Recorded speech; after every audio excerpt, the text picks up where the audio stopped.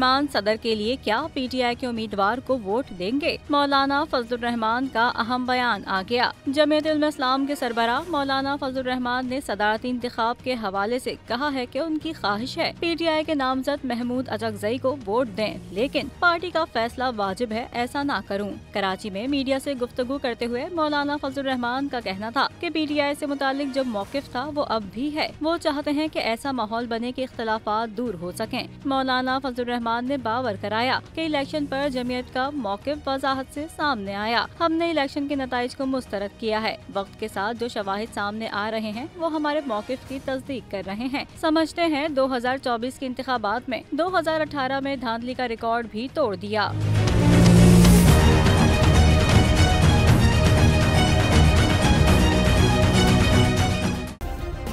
Subscribe करें और bell दबाएं ताकि कोई खबर रह न जाए।